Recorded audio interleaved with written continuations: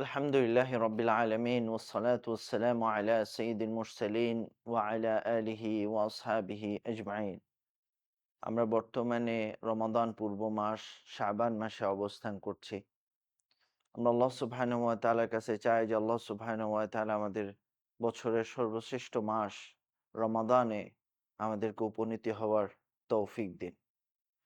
রাসূলুল্লাহ সাল্লাল্লাহু আলাইহি ওয়াসাল্লাম একটি দোয়া বারবার বলতেন, লা হাওলা ওয়ালা কুওয়াতা ইল্লা বিল্লাহ। আল্লাহর শক্তি সামর্থ্য ছাড়া আসলে আল্লাহ ছাড়া আমাদের কোনো শক্তি বা ক্ষমতা নেই।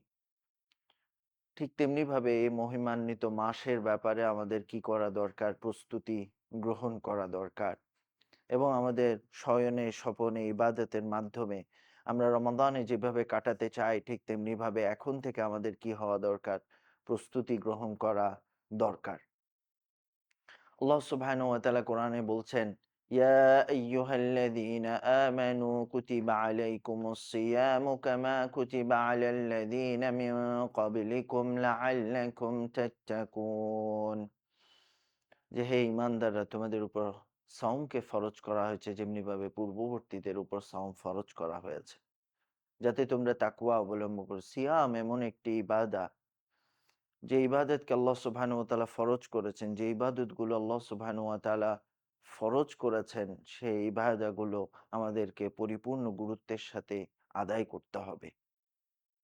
কারণ এর সম্মান অন্যান্য ইবাদত থেকে অনেক বেশি।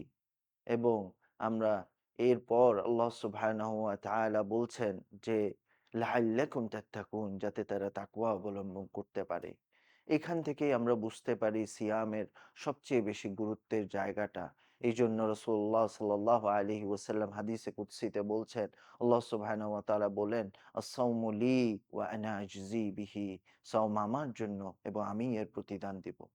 বান্দা সিয়ামের ক্ষেত্রে যেভাবে নিজের জীবনটাকে অতিবাহিত করে, আমরা যাতে আমাদের জীবনের প্রত্যেকটা ইবাদত সেভাবে পালন করি। যে কোনো ব্যক্তিকে যদি জোর করেও কোনো কিছু খাবার খাইয়ে দেয়া হয়, সে খেতে চায় না। সে আবদ্ধ রুমেও শত খিদা লাগলেও সে সেখানে খাবার গ্রহণ করে না। ঠিক তেমনিভাবে আমরা আমাদের জীবনের প্রত্যেকটা ইবাদতে এভাবে তাকওয়া অবলম্বন করার চেষ্টা করব। আল্লাহ সুবহানাহু ওয়া তাআলা কোরআনের সূরা বাকারার ১৮৩ থেকে ১৮৭ নাম্বার আয়াতে রমাদানের সিয়াম এবং রমাদান সংক্রান্ত কথা বলেছেন। এর মধ্যে দ্বিতীয় যে বিষয়টি আল্লাহ সুবহানাহু ওয়া তাআলা বলছেন, শাহরু রমাদানাল্লাযী উনজিলা ফীহিল কুরআন হুদাল লিন-নাসি ওয়া বায়্যিনাতিম মিনাল হুদা ওয়াল ফুরকান। শাহরু রমাদান এমন এক মাস, যে মাসে কোরআন অবতীর্ণ করা হয়েছে মানুষের জন্য হিদায়াত হিসেবে। এজন্য ভাইয়েরা, আসুন আল্লাহ সুবহানাহু ওয়া তাআলার পক্ষ থেকে আমরা যে হিদায়াতটা পেয়েছি, যে গাইডেন্স পেয়েছি, সেটা আমরা যাতে আত্মস্থ করার চেষ্টা করি, কোরআন বুঝার চেষ্টা করি, কোরআন তিলাওয়াত করার চেষ্টা করি। আমরা অনেকে হয়তোবা রমাদান আসলে আমরা তিলাওয়াত করব বা অনেক পরিকল্পনা করছি। যদি আমরা এখন থেকে সেভাবে পরিকল্পনা না করি, তাহলে আমরা রমাদানে গিয়ে সেভাবে ভালোভাবে কাজগুলো করতে পারবো না। যদি আমরা এখন থেকে অভ্যাস করি, যেমনিভাবে রাসূলুল্লাহ সাল্লাল্লাহু আলাইহি ওয়াসাল্লাম শাবান মাসে অনেক বেশি সিয়াম পালন করতেন। এই কারণে সহিহ মুসলিমের শারহের মধ্যে ইমাম আন-নাওয়াবী রাহিমাহুল্লাহ বলছেন যে, শাবান মাসের সিয়াম হলো আস-সুন্নাহ আল-কাবলিয়ার মতো। অর্থাৎ ফরজ না, সালাতের শুরুতে আমরা যেরকম সুন্নাহ পড়ি, ঠিক তেমনিভাবে সেটা আমাদেরকে ফরজ সালাতে আরো একনিষ্ঠ করে তোলে।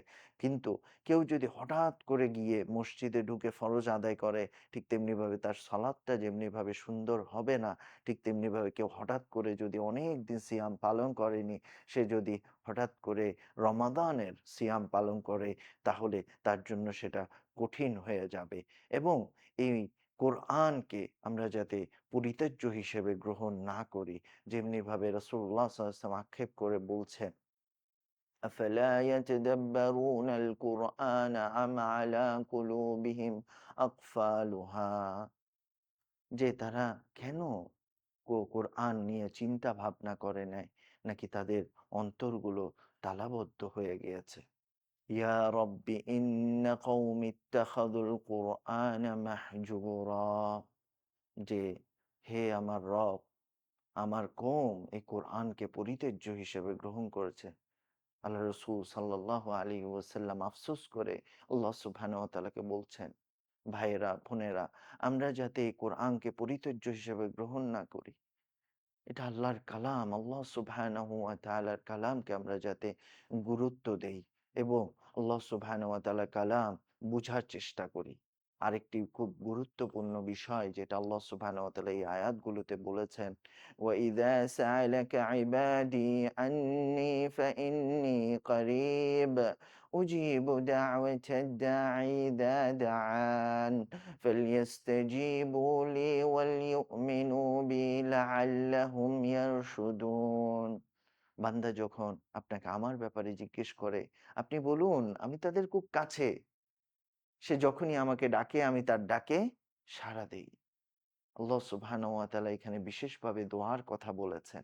আমরা একনিষ্ঠভাবে আল্লাহ সুবহানাহু ওয়া তাআলার কাছেই দোয়া করব।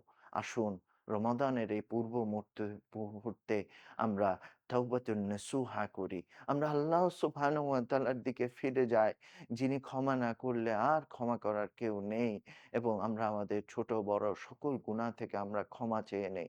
আমরা আমাদের নিয়তকে পরিশুদ্ধ করি। আমরা নিয়তকে আবার তাজদীদ করি যে আমরা একনিষ্ঠভাবে সবটুকু ইবাদত আল্লাহ সুবহানাহু ওয়া তাআলার খুশির জন্য, আল্লাহ সুবহানাহু ওয়া তাআলার রেজামন্দি করার জন্য করব, এবং সাথে, সাথে সাওমের যে প্রকৃত উদ্দেশ্য তাকওয়া অর্জন করা, আল্লাহ সুবহানাহু ওয়া তাআলা যেন আমাদেরকে আমাদের জীবনের প্রত্যেকটা ধাপে, প্রত্যেকটা কাজে আমাদেরকে তাকওয়া অবলম্বন করার তৌফিক দিন। সুবহানাকাল্লাহুম্মা বিহামদিক আশহাদু আন লা ইলাহা ইল্লা আনতা আস্তাগফিরুকা ওয়া আতুবু ইলাইক।